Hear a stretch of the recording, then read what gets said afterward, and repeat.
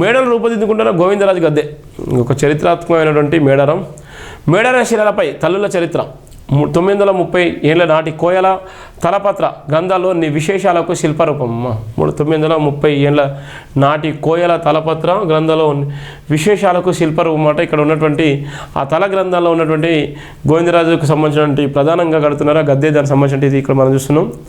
మేడారం సమ్మక్క సారక్క గద్దెల వద్ద కొనసాగుతున్నటువంటి పనులు 750 కోయ వంశాల ఇంటి పిల్లలను తెలిపేలా 7000 చిహ్నాలు, గొట్టు గోత్రాలకు ప్రతిరూపమైన సూర్యచంద్రుల త్రిశూలం, నిలవంకకు చోటు, ప్రధాన స్వాగత ద్వారంపై 59 బొమ్మలతో సమ్మక్క వంశాల చరిత్ర, కోయల దైవాలు, జీవనశైలి, ఆచార సంప్రదాయాలకు ప్రాధాన్యం, పులి, జింక, నెమలి, దుప్పి, పావురం, చెట్టు పిట్టలకు చోటు, రాయచోటి నుంచి రాళ్ళు, అల్లగడ్డలు చెక్కిన కళాకారులు, 600 కిలోమీటర్ల దూరం నుంచి భారీ ట్రక్కుల తరలించిన పనులు, 234 కోట్లతో ప్రతిష్టాత్మకంగా చేపడుతున్నటువంటి ప్రభుత్వం.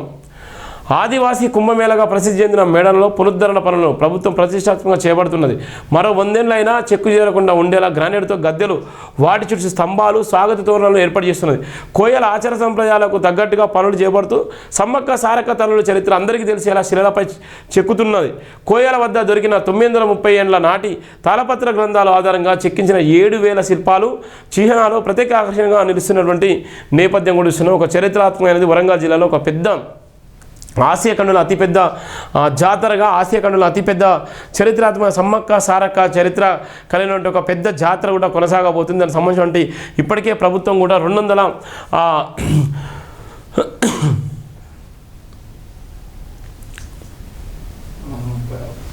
236 కోట్ల రూపాయలతోని చేసేటువంటి నేపథ్యం కూడా ఇస్తున్నాం. అక్కడ ఉన్నటువంటి 236 కోట్లతో ప్రతిష్టాత్మకంగా తీసుకున్నటువంటి సందర్భాలు కూడా ఇస్తున్నాం. ఏదేమైనప్పటికీ వరంగల్ చరిత్ర ప్రపంచ స్థాయిలో వినపడే విధంగా సమ్మక్క సారక్క జాతర కూడా జరగబోతున్నటువంటి నేపథ్యం కూడా మనం ఇది ప్రధానంగా ఉన్నటువంటి వార్త.